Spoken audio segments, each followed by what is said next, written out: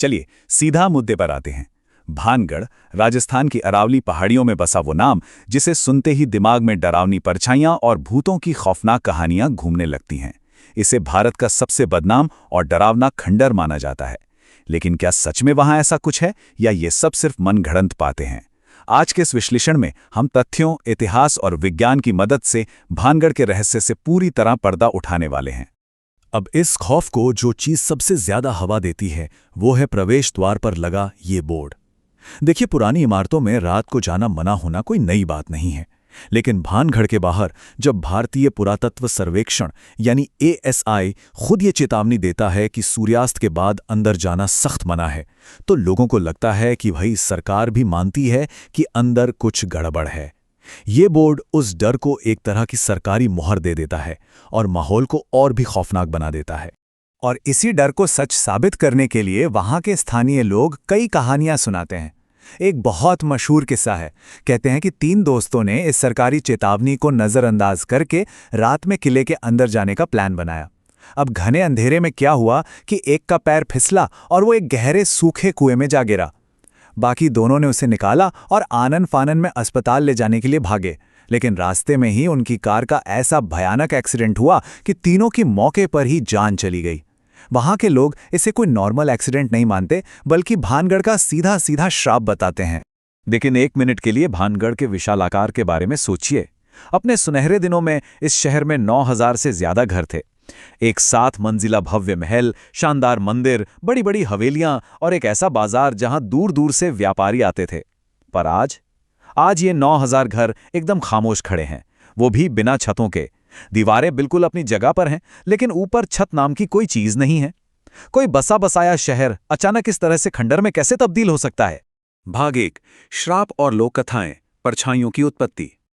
चलिए सबसे पहले उन कहानियों की बात करते हैं जिन्हें लोग सदियों से सच मानते आ रहे हैं।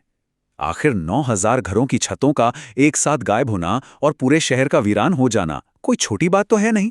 तबाही को लेकर यहां मुख्य रूप से 2 श्रापों की थियरी चलती हैं। पहली कहानी है बाबा बालूनाथ की। कहते हैं कि जब राजा महल बनवा रहे थे तो वहां तपस्या कर रहे बाबा ने शर्त रखी कि महल की परछाई मेरी कुटिया पर नहीं पड़नी चाहिए। लेकिन राजा के पोते ने महल को 7 मंजिल ऊंचा कर दिया, परछाई बाबा पर पड़ी और उनका गुस्सा पूरे शहर को ले डूबा। दूसरी कहानी इससे भी ज्यादा डरावनी है। वो है काले जादू वाले तांत्रिक सिंघिया की। उसे वहां की बेहद खूबसूरत राजकुमारी रत्नावती से प्यार हो गया था। सिंघिया ने राजकुमारी के इत्र पर काला जादू किया, लेकिन राजकुमारी ने चालाकी से वो इत्र एक भारी पत्थर पर फेंक दिया। वो पत्थर सीधा सिंघिया की तरफ लुढ़का और उसे कुचल दिया। लेकिन मरते मरते वो तांत्रिक पूरे शहर को हमेशा के लिए बर्बाद होने का श्राप दे गया। और बस इन्हीं श्रापों की वजह से दशकों से वहां खौफनाक दावे किए जाते रहे हैं। कोई कहता है रात में औरतों के रोने की आवाज आती है, तो कोई कहता है चूड़ियां टूटने या अजीब सी परफ्यूम की महक आती है। यहां तक कि बॉलीवुड भी इससे अछूता नहीं रहा। करण अर्जुन फिल्म की शूटिंग के वक्त कुछ कलाकारों का अचानक अजीब बर्ताव करना हो, या फिर दूसरी फिल्मों के क्रू मेंबर्स के साथ होने वाले रहस्यमयी हादसे, इन सब बातों ने भानगढ़ को हॉन्टेड का परमानेंट टैग दे दिया है। लेकिन यहीं पर हमें थोड़ा रुककर एक बहुत अहम सवाल पूछना चाहिए। क्या सच में भानगढ़ भूतिया है? क्या वाकई ये पुरानी कहानियां, वो श्राप, राजकुमारी और तांत्रिक की आत्माएं इतिहास और विज्ञान की कसौटी पर टिक पाती हैं? चलिए गहराई से देखते हैं। भाग 2, भूतों का सच, इतिहास में कोई वजूद नहीं।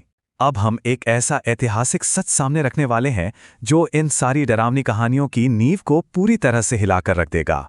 सच तो ये है कि जिन किरदारों पर यह पूरी भूतिया कहानी टिकी है, यानी राजकुमारी रत्नावती और वो दुष्ट तांत्रिक सिंघिया, उनका इतिहास के पन्नों में कोई नामो निशान तक मौजूद नहीं है। बिल्कुल जीरो रिकॉर्ड्स।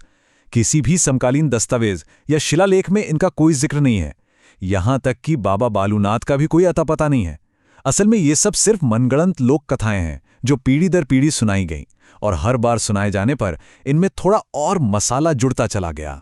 भाग 3, डर का विज्ञान, दिमाग भूत क्यों देखता है? तो अगर इतिहास में भूत नहीं है तो विज्ञान इस डर को कैसे समझाता है? इतने सारे लोगों को वहां जाकर अचानक डर क्यों लगने लगता है? इसका कारण कोई भूत प्रेत नहीं, बल्कि हमारी खुद की बायोलॉजी और हमारे आसपास का माहौल है। इसमें सबसे बड़ा रोल प्ले करता है इंफ्रासाउंड, ये ऐसी ध्वनि तरंगे हैं जो 20 हर्ट्ज से नीचे होती हैं।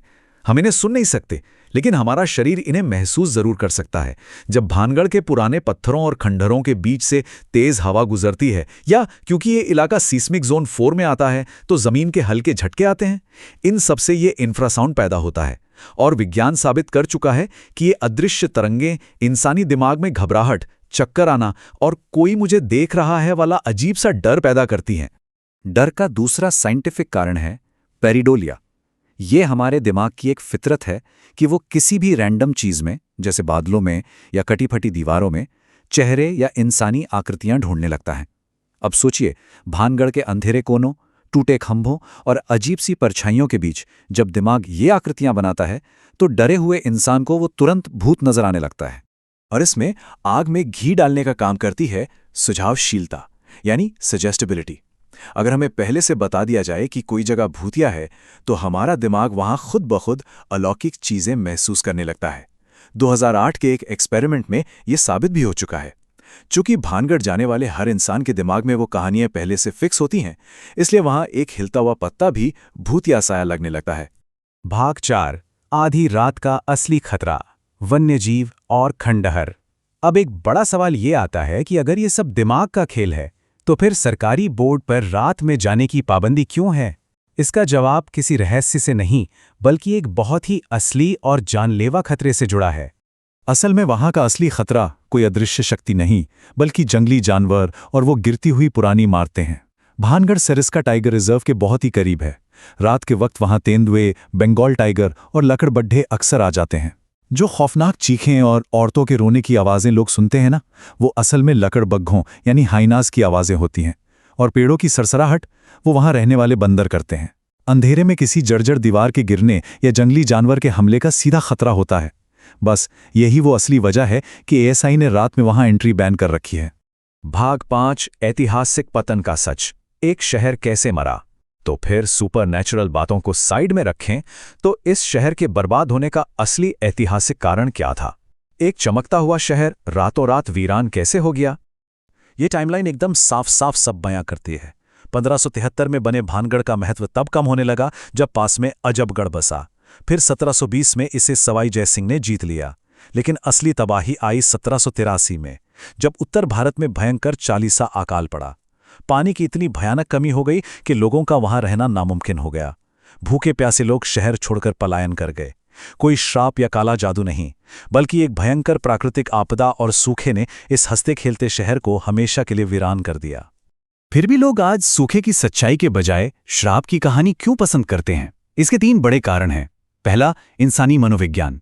हमें एक आम सूखे की कहानी बड़ी उबाऊ लगती है, जबकि एक दुष्ट तांत्रिक वाली कहानी में सस्पेंस और एक साफ विलेन होता है।